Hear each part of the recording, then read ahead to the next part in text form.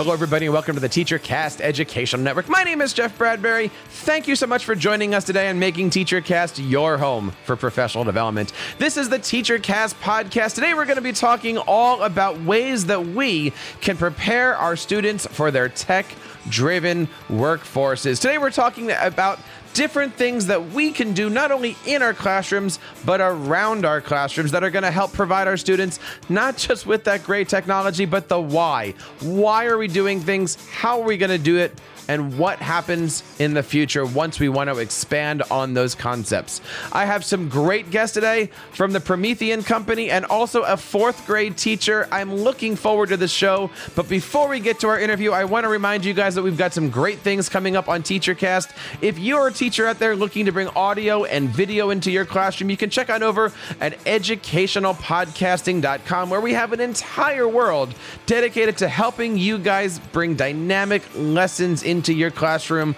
using the hottest audio and video applications. Check it out today over at educationalpodcasting.com. Of course, if you're an educational technology integration specialist or a tech coach, we've got some great things happening every single Monday morning at our Ask the Tech Coach podcast, where you guys can learn how to be better instructional technology coaches and support your students and teachers through dynamic professional learning. And lastly, if you guys are podcasters, bloggers, content creators, or writers, don't forget to check out buildyouredubrand.com for all of the stuff that we have to offer to help you guys take your platforms to that next level. My first guest today is a fourth grade elementary teacher at Mars Elementary in Vernon, Indiana. She is also a Promethean master educator and has been a part of the PEP squad ever since 2018 when she became a certified Promethean teacher. I want to welcome today Miss Krista Cartwright. Krista, how are you today? Welcome to the program. I'm doing great. Thanks for having me, Jeff. It is so nice to have you here on the program. Tell us a little bit more about yourself. How is fourth grade? Fourth grade is great. They're just starting to emerge into their technology wonders. And I feel that, as a teacher, it's our job to lead them in the right direction in the technology field. And what does that mean? Today we're talking all about using technology, making sure that we're using it in that tech-driven workforce, not just using technology for the sake of using technology. Tell us a little bit about how you run your classroom these days. Well, it starts off, I have an active panel from Promethean, and our board is on. It has our daily directions on it. The kids come in, can work freely on what they need to do. They pick up their devices, and our day begins. And they are usually using devices from the get-go. And of course, we're taking breaks throughout the day from them as we're doing different activities. But a lot of it is driven from the technology. One of the things that I love to ask, and this is coming from the middle school teacher's point of view, but how do you handle so many students with these devices? When we're looking at things, it's got to be a challenge just to get everybody moving in the right direction. Well, I have been blessed with a district that likes to keep up with up-to-date technology, and we tend to not have too many issues. And in fact, having an iPad one-on-one classroom for almost 9-10 years, I have very little downtime with technology. Our turnaround of any issues get fixed, and we move along. Our kids don't take our devices home; they do stay with us all day, so that helps. But really, no issues. Welcome to the show. My next guest today is a head of projects and professional development in the Western region for Promethean, and she's also a longtime middle school teacher. I'm so happy to have another middle school teacher on today, Miss Melissa Lipka. Melissa, how are you today? Welcome to the show. Hi, Jeff. I'm fine. Thank you. Tell us a little bit about yourself. You are one of those wonderful people who are responsible for helping to bring amazing technology into the hands of so many classrooms. Talk to us a little bit about what's happening these days at Promethean. Well, it's a very exciting time at Promethean. We have a lot of great new products that are wonderful in the classroom. Teachers love to be able to engage their students. So what we offer is an interactive panel for students to be engaged, to be able to collaborate with each other and really get that first hand, even starting young, they're able to get that first hands-on experience with technology. It is important as we get students involved in that first experiences. My triplets are now 6 years old. I've got them on Chromebooks. I've got them making websites. It is really important that we start to prepare these kids for what's going on in that real world, really from day one. Krista, tell us a little bit about some of your experiences. How are you helping prepare your students for those real world opportunities? Well, I have found that I assume a lot by the time they're in fourth grade anymore that they've had technology, just a wealth of it. And I've come to find out through just surveying and asking questions that it's really just a small handful of my 28 students who really are in it a lot at home, and how they're using it is not really something that's necessarily going to prepare them for real life. You know, it's the video games, it's the I'm watching a YouTube video. And so really trying to redirect how they're using it and how it can be used more in the classroom or in a business, and showing them how it is used outside of those two things that they love, YouTube and video games. So that's a big change, I think. I assume they all were experts in everything, and they're not.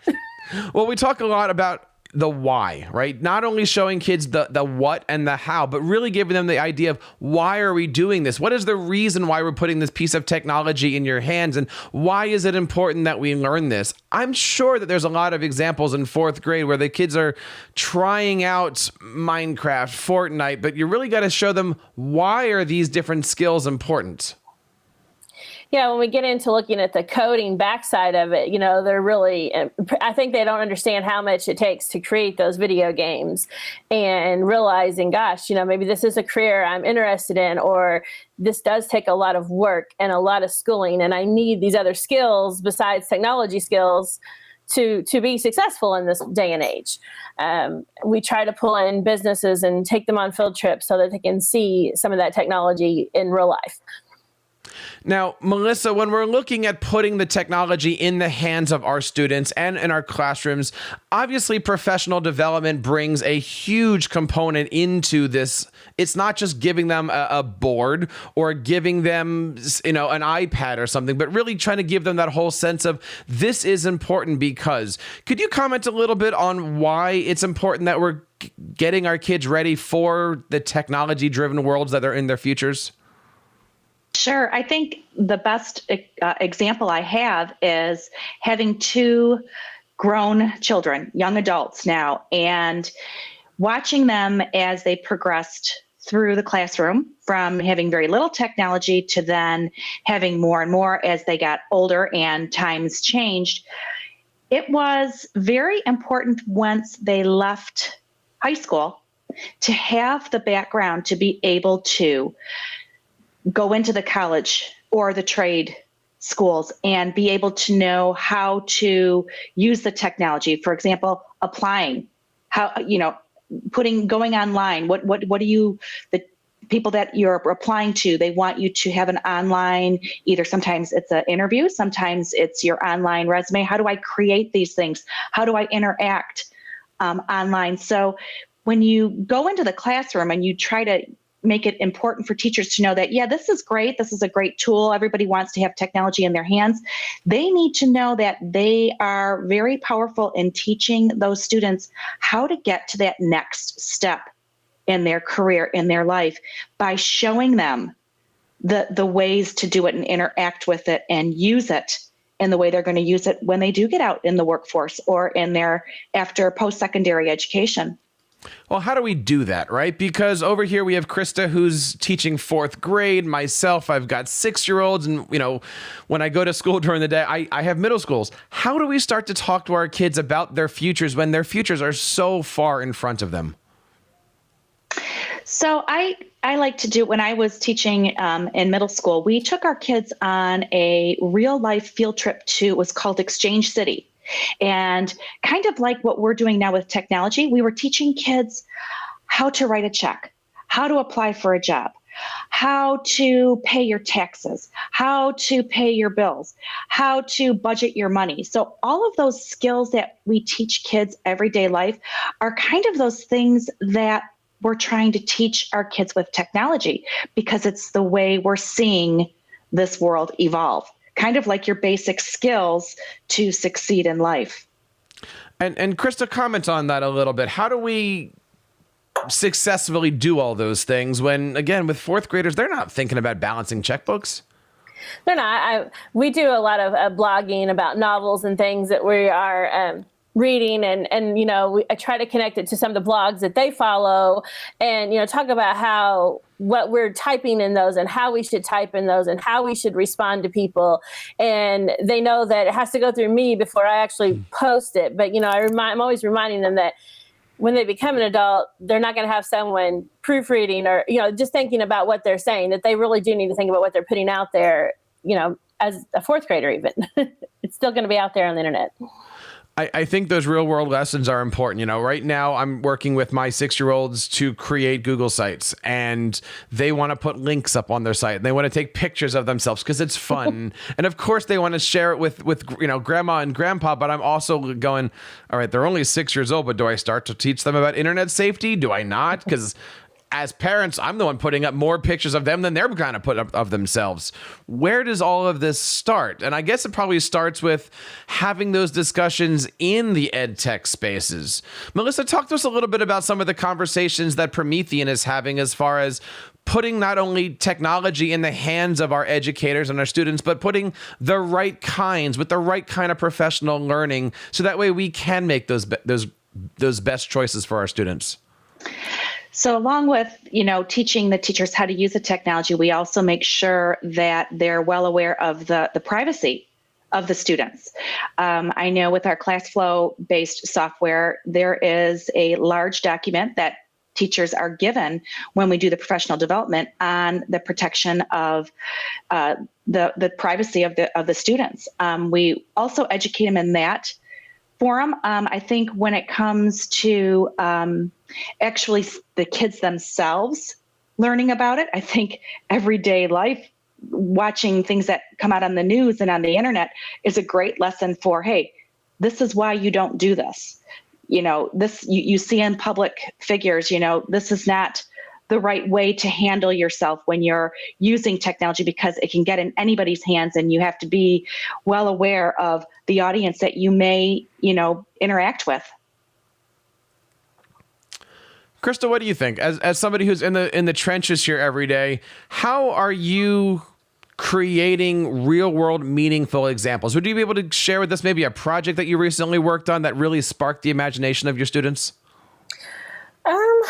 Let me think here.